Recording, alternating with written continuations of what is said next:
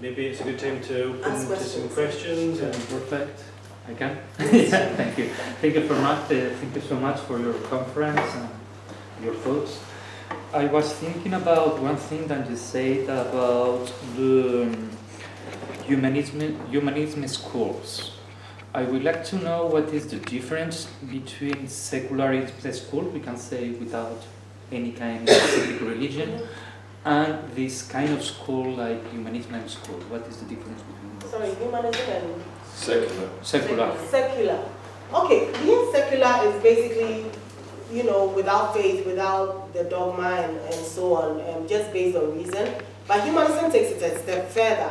It's about ethics, it's about compassion, with logic, reason, scientific evidence. And so it's a lifestyle when it comes to humanism. Because just being secular is, or atheist is basically just rejecting claims, which is okay, but I think humanism defines you as a person in terms of how you want to live your life, of reason and ethics. And yeah, so that's what I see it. I can say, I mean, I know that Humanists International, or as we used to be called, the International Humanist and Ethical Union, which is a bit more of a mouthful, we were involved in funding and to some extent running some humanist schools in Uganda. We're not really involved in that anymore, but there's an organisation based here in the UK, which is Ugandan Humanist Schools Association. And if I understood, maybe you were asking what the difference between a humanist school is and a secular school. Well, I know that the ones in Uganda, which I know about, they very much embrace humanism as the ethos of the school. And I think, you know, because I asked, you know, from my understanding of most people's attitudes in the UK, they would rather humanism was taught as part of the kind of curriculum within a secular school.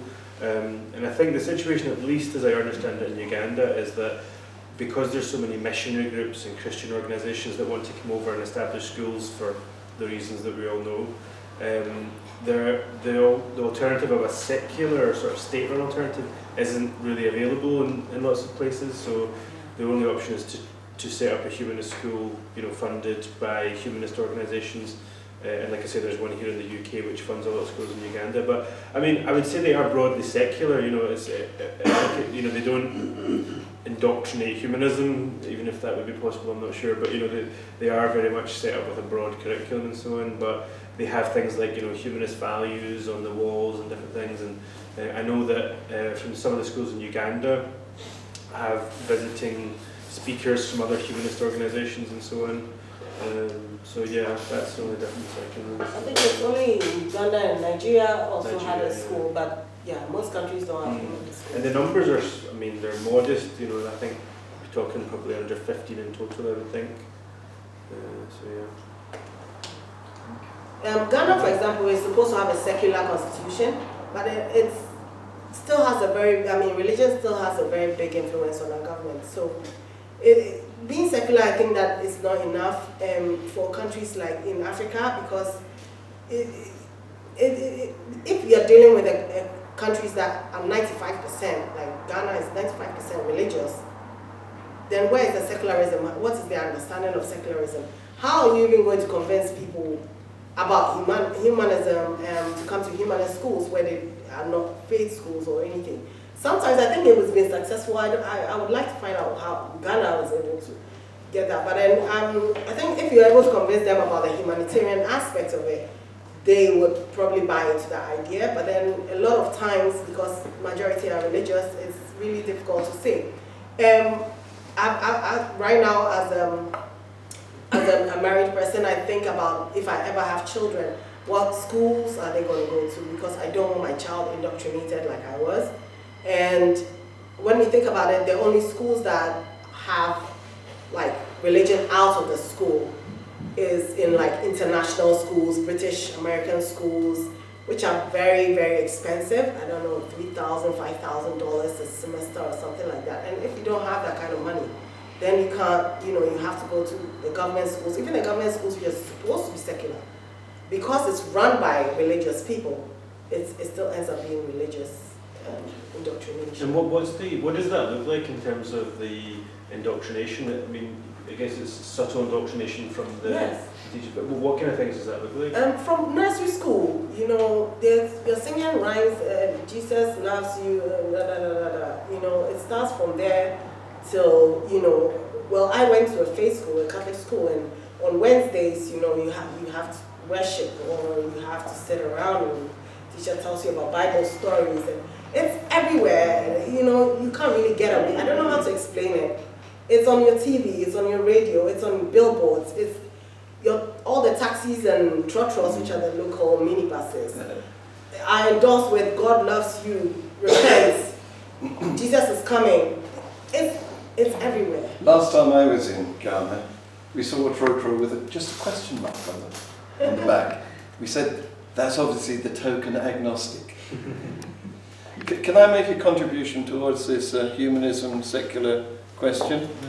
The way I see it, and if Andrew was here, he'd be able to tell us a lot because he's written a great book on secularism. The way I see it, secularism is the separation of the state, government, education, and society from religion, just to keep them separate. Yeah. And there are various ways that can be done, which Andrew's book explains. Whereas humanism, to me, seems to attempt to, and I'm a member of Humanists UK, seems to attempt to replace the feeling of community and celebration that is common in religions. Whereas atheism just says it's okay not to believe. That's the normal state. Yes. Can I put in, I classify myself as an atheist and as a humanist, and for me atheism doesn't mean that you reject these values. And I was now listening to the discussion about schooling system. I wonder what your take is. The times we're living in, and the climate crisis, and populism, and the political crisis, and the inequality rising. I think there is a shift in how people, in the value system that people actually employ. And they may not call themselves humanists, but I think young people, they become more aware of our social values and of our shared history, of our shared aspirations, and I think it is coming in without naming it as such. That's what you're... I think for places like Africa, it's important to name it. It's important to put it out there, because then I don't know how to say it. The Christianity that is in Ghana, for example, it's not a Christianity in the UK or Europe. Trust me, it's totally absurd and crazy. Faith healing and all kinds of weird ideas. Even most I don't even think it's in the Bible, but it's really, really weird stuff that is out there. Totally unreasonable. And so if it's important for us to name ourselves atheists, it's important for us to name ourselves humanists. Because if not, people tend to, I think I've answered your question. Can I ask a question? Yes, of course. Just a quick one back to you as a person. I think you touched it earlier when you said that you deconverted yourself. What was the process in that? And was there like a ching moment, or was there is that continuous, this isn't fit right, I don't really agree with this, or was there some kind of... I don't remember how it followed, but I remember that I just decided to be more conscious of things I watch on TV, and a lot of it was because I had cable, I could watch programs like on the History Channel and on the Discovery and science documentaries and stuff like that. And I would reading things about the planets and the cosmos, and you're like, wait a minute, this is not. And then the History Channel, I remember there was this thing about Jesus, who Jesus was about, and I was like, yeah, let's watch that. And then it ended up being a total different story, because I've watched several documentaries of the same kind of thing on my national television, and that told us about how Jesus was like this and like that, like according to the Bible. But this documentary I watched was like archaeologists and philosophers and a lot of science people coming with different ideas but saying the same thing, which is that, he was a person, he came from this place, didn't necessarily, probably didn't do those miracles, things like that. And I was, what are you, those things just blew my mind, that it did not conform to what I had always known. Scientifically, the story about creationism, talking about evolution. Evolution is not even in any of our books, unless you study science through senior high school, then you probably do a longer chapter on it. But then if you didn't study science and you studied something else like arts or something, you're less likely to have seen that. And I remember that I was not taught that. I came from a Catholic school. Apparently it was in a national syllabus, but then I think the teacher skipped it, because I don't remember, once we were part of the organization and we started having these discussions, then everybody was like, yeah, I think I saw it was like a paragraph on evolution, a book this thick. And I was like, we are not exposed to that. I think that if I had known a lot of things earlier on in my life, I would have been atheist a long time ago. But then it's actually impressive to see that we are getting younger and younger members coming to our meetings. And so it shows, I'm really, really proud of them to have started reasoning at such an early age, or in spite of all the dogma around them. So it is amazing to see that. And then I think that sharing information, when I thought I knew everything and converted myself enough, but when we started meeting as Free Thought Ghana, as Humanist Association of Ghana, and hearing everybody's story, most people read Richard Dawkins' God's Delusion. And I don't know why that book really changed them. A lot more people than I thought. Dan Barker's books as well was very inspirational to a lot of people, because he was really into the church and had left. And it's really inspiring to read that somebody who really believed and loved God could come out of and leave everything behind from that. So I definitely understand and have come to learn a lot more from other members of the community, of the humanist community in Ghana, because then I got to say, okay, then I also have to read this book and see what they mean by this, or watch a lot of atheist debates. I used to do that a lot. And because our group is not just about saying we are all atheists and so that's it, because then we become more dogmatic, but to keep questioning why you are who you say you are, and try to read more on it and inform yourself. There's a group in Uganda, Halia, that, am I mispronouncing it? That we've helped to set up. They hold meetings in a hotel, and there's debates going on, and we do our side of the debate from England. Could we do that with you? Yes, definitely. There's internet now in almost every place. Especially, we are based in the city of Accra, the capital. So yes, we are open to that, and actually we would enjoy that as well from Association of Black Humanists, and even Humanists International. I've been trying to get Bob to talk about the Freedom of Thought report with our members, and for people to hear different perspectives, yes, or different stories. You'll be amazed how others feel that. Yeah. Interestingly enough, to that point, my suggestion, you were saying, how do you raise more awareness? I do a little bit of activism around different areas, and something that's worked quite well with some of my friends back in Kenya, I don't know whether they've heard of the group FICA, Free Thinkers Kenya. They call out religious organizations and politicians, and they say, let's have a debate, let's air it. And it got to a point where they wouldn't even turn up, because they're saying, you know what, we can take you on, bring your Bible, bring your Quran, bring what you want to bring, question us, and we'll have a debate, and we'll give you examples about where in the Bible things just don't make sense. You want to talk about an all-loving God, we will tell you where it is in the book of Deuteronomy in practically its entirety. I say this as a theist. that isn't accepted by Christians because I reason. So my idea of God is not what their idea of God is, and I say God because that's the name they give it, as in where we came from, etc. I believe it's metaphysical. But anyway, so perhaps call out religious organizations and yes, the youth, target the youth because they are the future if you want to change things. Thank you for that.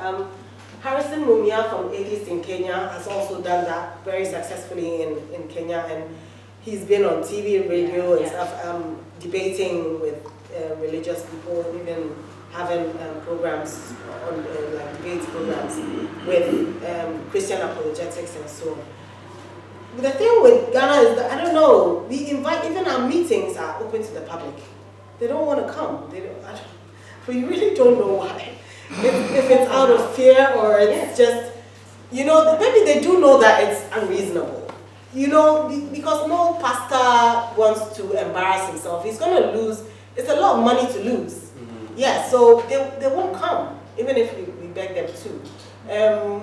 Or invited them. Like, I don't know how we can go about it. It's just to speak of reason in our own way.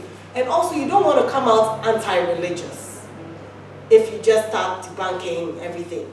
What we try to debunk is things like faith healing and, you know, the negative aspects of religion, yeah. But then we try not to go against their beliefs. Because, yeah, as humanists, we are tolerant of other people's right to believe. But then we don't want to be in that start that war yet. That was it. I think when the time is right and we get the right opportunity to, and we get people who are open to have that conversation, it will happen. Some do come to our meeting, but very, very few. And no matter how, you know, they come once and they don't show up again. Maybe out of fear, maybe because they start to realize that they were wrong about those people. And it's scary, I get it. I went through that phase myself. It's everything you've known being thrown out, yeah. I just wanted to ask, talking about, we never always want to get in debate with religious people. It always seems to be such a fruitless task. But I'm just wondering, and I think from a British perspective, when we talk about black people in Britain, I wonder how much African history and sort of focusing on that and who we were before we were Christians or before we were religious, is that a way of promoting or trying to, a different way of thinking? I don't think there's a lot of that done.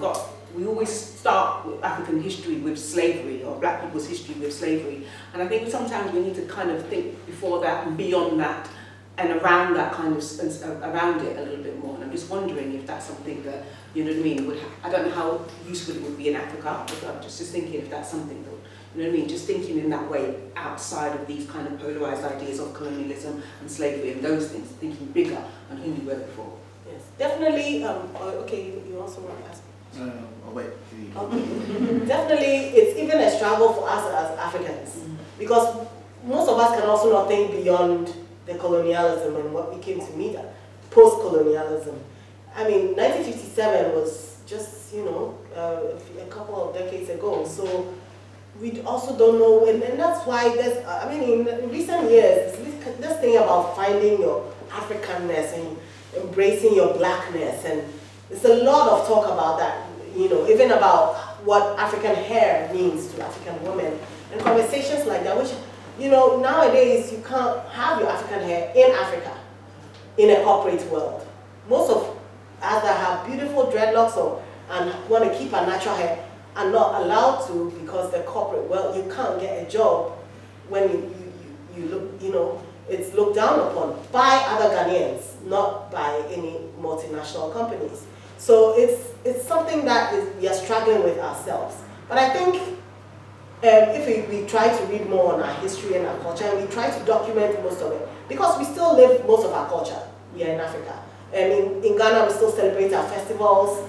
We still have our chieftaincy, even though they are not as prominent, you know, nationwide. But then, you know, the tribes still have very deep respect for their chiefs, even sometimes more than the president of the country. So we can tap into those things, and then hopefully, you know, those who are studying African studies in our universities have written a lot of theses and books about what it means to be Ghanaian and what, you know, things like that. And if we just tap into those things and get more information from there, we should be able to come to understand and come to an understanding of that. I hope I've answered it. You have, thank you. Sorry. Yeah, how much is it to do with the introduction of new class systems into African society? Sorry, class systems. Yeah, I mean, for instance, the reason perhaps why they've adopted Christian beliefs is because it's seen also as a way of going up through this new colonial society with the institutions. Is that perhaps one of the things that you struggle with? I don't know why a lot of them don't actually see that as foreign. Actually, you know, sometimes you see these comments that we are happy slavery came to Ghana because then they brought, at least we got the Christian God, which is very horrible. But you see the same to thing. think that we are lucky because now we know Jesus Christ, we can go to heaven.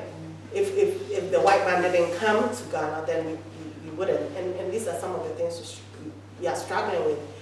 They don't see it as foreign that much, especially because now it's really kind of Ghanaianized, kind of preaching and worship in so many ways that, and 60% of the population being Christian makes them feel very entitled. The Muslims are there as well, but because they don't proselytize and they don't really, you know, they just do their 5-day prayers and things in quiet, and you know, we don't hear so much of them. They are not such a big influence in the country. I mean, even in our government, they try to make it that diverse that most of the people in government, or even a president and vice president, one has to be Muslim, one has to be Christian, at least. Well, we hope one day a humanist or something, you know, takes that space. But until then, we can only hope for that. So my kind of observation is, isn't this more of a kind of economic kind of approach to Africa in a kind of unique way? Because for me, I feel like Europe, there's more of a, to be a human is quite bourgeois. It's quite like, you know, you've got time to kind of think and have time to, you know, relax and read books. But in economic struggle, we don't really have time for that. It's more about, you know, have work tomorrow, I have to feed my kids, you know, where's the money coming from? You know, the pastor said if I pray, then obviously then God will provide for me, things like that. I think it's more so of a, you know, there's economic standards that are not the same for other classes, not you know, countries, things like that. And also, what are you hoping to do? I mean, what is your vision for Ghana, and you know, what are you hoping for everyone to be like? So, what is your kind of? Are you hoping for more of a separation of religion to politicians and what society? What is your whole kind of? We definitely want to promote critical thinking, and you're right about the economic issue because, and that's why for me, for example, I realized that when I deconverted myself, it was because I even had the privilege of having cable or things like that, because if I wasn't exposed to that, I would probably still be Christian by now. And so yes, I try to inform people now about what I know on my social media, but not everybody's on social media, which is another thing. Majority of the country are in rural areas. Some of them still don't even have electricity or telephones or something like mobile phones and things like that. And so how we would reach there, radio is very widespread. We hope that we can get, you know, some airtime eventually to try to do that, because we have a podcast, the Hacktivist podcast, but that is not enough because it's online and not everybody has access to the internet. But yeah, these are some of the things. There's also another way that people try to inform members of the public about issues. For example, there's like a car with a megaphone on top that will cruise around the area talking about some ointment that cures everything from cancer to God knows what else. Yes, but we could use that to spread reason, you know.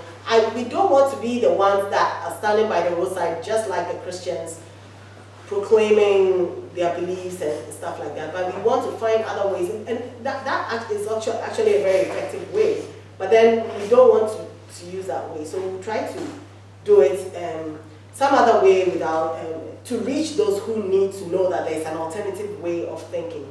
we do want separation of church and state. And we thought that it might be easier because we already have a secular constitution, but it's becoming more and more difficult than that. If you have presidents that if they want to make tough decisions, rather call the Christian Council for a meeting. And the Christian Council is the one that advises the president on issues. Like, these are some of the things, like at least if it was even a more diverse group, I would have understood.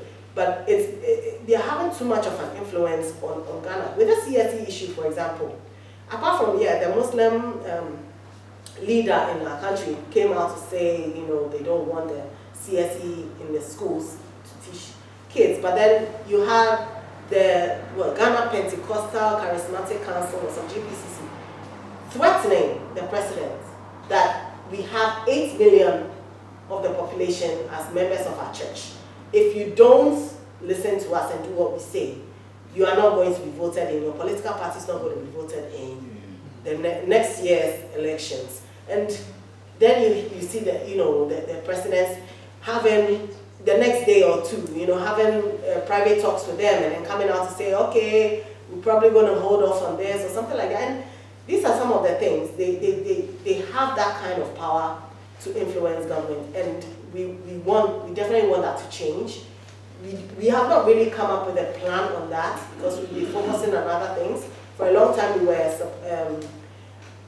supporting the Humanist Service Corps, an American group that was doing a lot of work on anti-witchcraft campaigns, living with alleged witches. Ghana has is the only country in Africa having about 6 to 8 witch camps, where women who are banished for witchcraft have to flee to those camps. And it was thanks to humanists like us, even one of our members was stationed there for a few years, whilst there were volunteers, about 5 each every year, coming to support these women, and have been able to do what everybody thought was impossible, to reintegrate them back in society, which was almost not possible for a long time. And a lot of these women who have not been home for 20, 30 years could finally go back home, because they would have been, before that, they would have been lynched or killed, by their family members if they tried. But thanks to humanists, we were able to do that. So I think that there's so many ways. We're talking about how the international community can help. Graham was a very big help to us because he knew what it was being a member of Humanists UK and had that influence on us, and especially right in the foundation of things. So I think that everybody here can find a way to support in some way or the other, and probably give ideas. How is your country secular? How were you able to do that separation of church and state? And maybe we could get some idea from that, because that wouldn't necessarily work in my country. And that even if we do that in my country, it wouldn't necessarily work in Kenya or some other African country, because we're all very different. So I'm hoping. Sorry, can I quickly say something? Yes. Sorry, I didn't want to talk because I'm operating the camera, but the question that young man just asked just made me want to say something, because you have this idea that only middle class people can take part in being humanist or whatever. That's a kind of an idea. You have the time, you have the leisure, and you have the resources. But in fact, working class people are just as affected by the religious financially as you can ever think of, especially when it comes to African countries. Like, I come from Nigeria, and you rightly said at the beginning that some Nigerian pastors are riding around not just in luxurious cars, but in private jets, sometimes fleets of private jets. Where does this money come from? It comes from the congregation, and some of the congregation are not able to feed themselves adequately, because they reserve everything to put in to give to the pastor, so that according to the prosperity gospel, they will get back 10 times what they put in. Nobody has ever shown me any proof that they've ever got anything back. The priests regard themselves as being the good shepherds, and the congregation is their flock. What do we do with flocks of sheep? We fleece them, and so do these pastors. Yeah. So please, it's not something which is only for middle class people, it's for everyone. If you really want to save all these working class people from this, I'm not a class person, I don't believe in it, but if the language has been brought in here, if you want to save these working class people from being fleeced, from having all their money taken away from them to give to people to buy huge estates and private jets, please get them to be humanists. Yeah. Thank you. I think that for a long time, you know, especially tithing, when you take 10% of your income and give it to the church. And a lot of people, I mean, I asked my colleagues who are, you know, religious or Christian as well, why they believe that it's okay to do that. And they feel that, oh, don't look at what the money is going to be used for, look at what you are given from your heart to God or whatever. And then also, I think the church, once in a while, you have these huge churches giving back to the church. So they might organize some medical screening once in a while, or give a car to somebody. And so there's this idea of hope that it could be me next time. And so they feel that humanists, we don't have any money to give you like that, you know. So they always feel like it could be me next time. And even if it's not, my glory is not on earth, it's in heaven.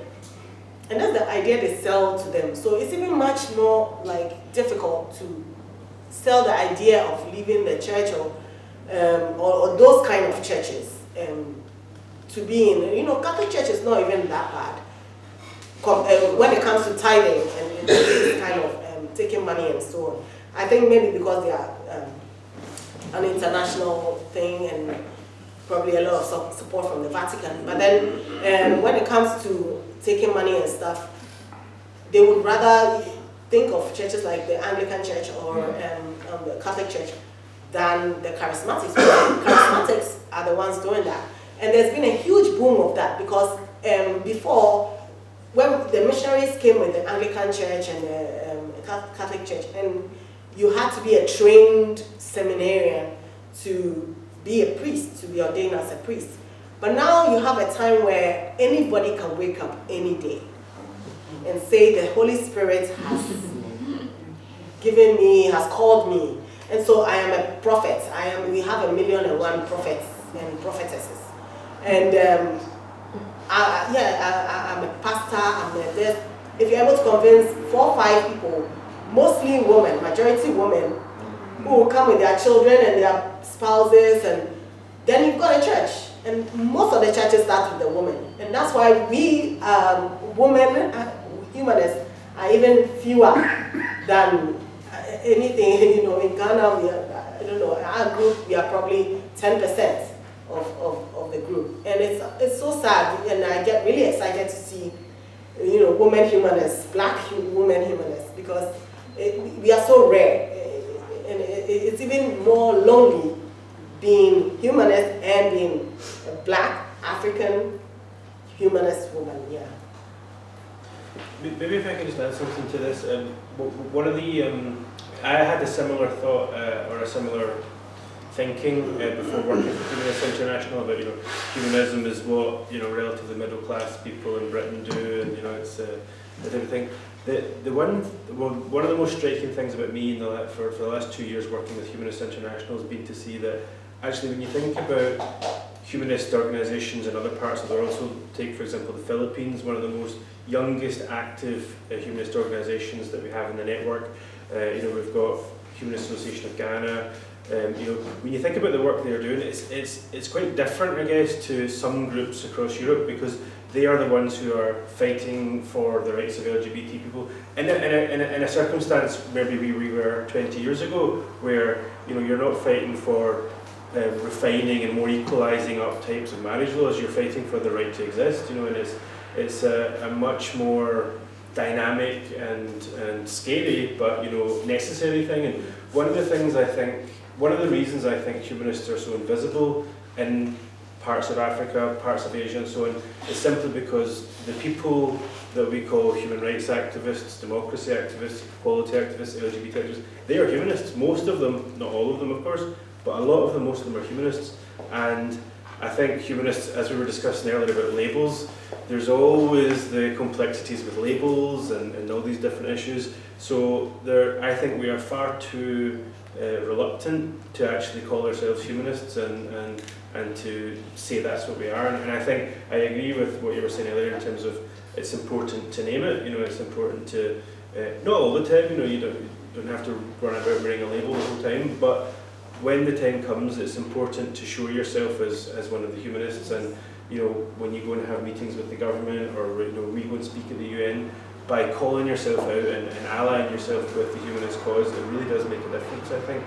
And we get contacts. A colleague Bob here tries to support our Humanist at Risk campaign, which is people. We have a lot of people in the north of Africa, and some people in Nigeria as well, who are in contact with us at the moment because they are on the run. They're being persecuted because they are ex-Muslims, because they've come out in a very high control religious family, and they're either looking for help to move somewhere safer, or resources to try and maintain a life. And yeah, so for them, coming out as a humanist is in some cases a matter of life and death. And I think it feels very humble for me to living here in London, to understand that is the movement that I belong to. And I think so whenever I get the opportunity, I always like to sort of use the word. Can you just sort of say one or two more questions and then we can round up? Yeah, two more questions. So you wanted to do one? Yeah, can I just qualify? I understand that labels or identifying with a group is sometimes important. I just want to qualify my own position. I'm a paleoanthropologist, and when I go to the field in Africa, I don't talk about religion, I talk about human evolution, and I try to involve the communities around me, and I talk where we are coming from and that we are from one stock, and I'm trying to portray or to get across our humanistic values, as it were, without any labels, without any religion whatsoever, and it's generally very, very well perceived. And that's what I just wanted to clarify where I'm coming from. What did I say? Two questions. Right, these are last. David, Patricia, and the gentleman at the back, and we're going to finish up with that, okay? Keep them short. Is it also, in the conversation you heard about the economics as well, is it also the best way to tackle this addiction to religion is also to think about industrialization, increased industrialization, which will also bring education as well, which will Yes, the governments have always been promising, more jobs for the youth and stuff like that, but it happens very slowly. The thing of it is, they usually use it for their campaign promises. Oh, I'm going to do this next year, blah, blah, blah, but, it doesn't happen as fast enough. Especially in the rural areas, most of them are farmers. Ghana is the second largest world producer of cocoa. We have a lot of gold. I mean, we are actually very wealthy countries in Africa. We have diamond, bauxite, anything you can think of. But we are still a third world country. And most of it is because of misuse of the money, corruption, things like that. We do need to empower the people, and sometimes it's not just about telling them, but trying to get them skills so that they can do something. Entrepreneurship is actually on the rise, especially with the younger generation, that people are becoming more innovative, coming up with things. Tech is becoming big amongst the youth, coming up with tech apps and things that are suitable for the Ghanaian environment rather than looking to the West all the time. So hopefully things will change, but until then, and even the thing of it is we do have a lot of wealthy people in the church as well, but they feel that it's because of God I am rich. So it's like a chicken and egg thing. You can't really say that it's just because they're not. It is true that because of economic issues, they don't have the time. You have to go to the farm, and most of these people in the villages have 5, 10 children. There's no time for anything. There's no libraries much, especially out of the city.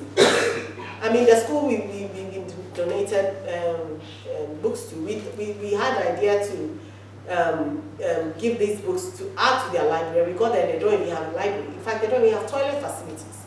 So now if somebody wants to go to the bathroom, they're not going to be concentrating on reading anything. So these are some of the challenges that we face. But if we are able to resolve those issues, so sometimes the issue is not, don't look at the surface of it. The root cause of it is what you need to tackle. And once that is done, it will trickle up or down. Yeah. Patricia? Yes, I'd love to just share a couple of thoughts, because a large part of my heart is always in Africa. And when I was living in Nigeria, you mentioned that Nigeria has this tradition of humanism, and I remember Tai Shalarin finding his humanism. This is when I lived there, which I realize is now 50 years ago, so this is quite a long time ago. And obviously things have changed, because when I was there was no religious conflict.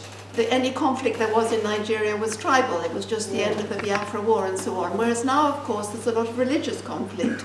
But I wonder if that might be an opportunity for humanists, because I think in Britain, and I was campaigning on this in England, from the early 90s really, where we gradually, when we began having Muslims, terrorists dropping bombs and things, and it also happened with the IRA, the Roman Catholic Irish terrorists, then government realized you needed to help children understand groups different from themselves. You wanted to build tolerance. If you have people fighting each other, then they realized it must start right from young youth. And so we've gradually got into the curriculum, and I don't know how much the Humanists of Ghana try and influence the curriculum, but we've been working hard here for now nearly 30 years, and we've got into the curriculum that children should learn about other religions. Whatever in your religious education, you should learn about other religions and beliefs. We've managed to get in there. And so now quite a few of us, including quite a few members of London Black Atheists, go and talk in schools sometimes as humanists. We're invited to come and talk about humanism in schools. And I think this is actually being quite effective, because we go to schools in London where 95% of the children may be Muslim, and they've never heard of humanism. They can't believe, and they are really shocked. You don't believe that God? They really, you can see them right from youngsters. I've spoken with as young as 5 and then up to sort of 16. But at every age, if they haven't come across it before, you can see their minds reeling and they think about it. But often the teachers at the end, will say to me, I hadn't realized that's what I am, but I realize I'm a humanist. It's just not something people have come across. Yeah. So I wondered if this might be a way forward for you to get into the government that religious respect and tolerance and understanding and working together is important. I recognize absolutely what you said earlier, that every country has its own slightly different traditions and its own cultures, but we also learn from each other. Yeah. And we've also imposed a lot of our problems on you, so some of them come from here. I'm afraid that some of your laws, which we've now changed the laws, but you've still got our old laws, which is bad luck. I'm sorry about that. But I just wondered that this way, it's been a drip, slow process, but of trying to work with government. Because the other way we've worked with other people that has been quite effective, and I wonder might help, it hasn't been that effective. We haven't been very successful yet. But in trying to stop religious schools run by churches. But interestingly enough, the group that fights for this, a group called Accord, has religious people in it, because quite a few church members also don't think that schools should be run by churches. They also want their children to be brought up in a secular school. Our discussion earlier about what is secular. Basically, it means absence of religion from this sphere. A lot of religious people are secularists as well. They think again, one might be able to find partners amongst the Christians, amongst the Muslims, who say, actually, this is not the right place for religion. Religion shouldn't be in this school. So those are just some thoughts that I've been having I wanted to share. Thank you. Actually, I don't see that happening in Ghana now. Okay. That, there are some people wanting secular schools. That's all they've known, so it will be much more difficult. And definitely we are looking for a time where the conversation because we have religious and moral education. I don't know how those things go together, but yes, and it's mostly on Christianity. We would have wished that if it was religious and moral education, then put all the, Buddhism, Hinduism, because we do have those, but they are minority. Yeah. But we don't. And so, it's either you're a Christian or Muslim and the rest are just demonic. Yeah. That's basically the situation we have now. But over time, I think the internet has been a big help. Like you get, people get to read Yes. a lot more, and especially visuals, videos and stuff like that help. But then also, if you're stuck in that bubble of Christianity, you're less likely to see anything outside of that. So yeah, we try to do sponsored ads on Facebook and things like that, so that they can get into your circle or wherever you find yourself. And then for the book drives that we are doing, to go to the schools, donate books on science and math, reason, evolution, not just a paragraph somewhere, but an actual book on it, see dinosaurs that used to exist millions of years ago, so that, not to necessarily indoctrinate them or anything, but to let them see that this is fact and it's history, and this makes more sense, and you can judge for yourself whether what you know in creationism or your religious beliefs are, is it compatible, or is it, you can question, basically. The head of the Humanisms in Cyprus, Viana Eriksson, has just published, just very, very recently, a book about Charles Darwin for children about 9/11. Oh. Maybe you should give that to your schools, because it's a beautiful book that she's just published. Thank you. Thank you. So just a comment on an impact of some of the work that the Humanist Association of Ghana has been doing. In one thing that is happening in Ghana recently is with the Ghana Humanist Association being on the radio and on TV, people are becoming aware of it, and we've had a situation where there is a young man who used to be one of these preachers, who has now taken up the whole fight against the churches, and he's reaching out to the less educated, and he's delivering his message and in the local language, one of the major local languages, and he's quite having a large following, who are people who you wouldn't have even thought that they had anti-religious or anti-theistic or atheist or secular or humanist views coming out and saying, hey, we've been questioning this thing all this while, our voices are not being heard or being represented, but now at least they have some groups of people, including the Ghana Humanist Association, being at the forefront, doing this work, and they feel like they have a representation, and their voices can also be raised and being heard. So in the larger scheme of things and the broader wavelength of things, in the villages and the smaller towns, there are people who are picking up on the work that is being done by the Humanist Association and also getting onto the front line. Well done.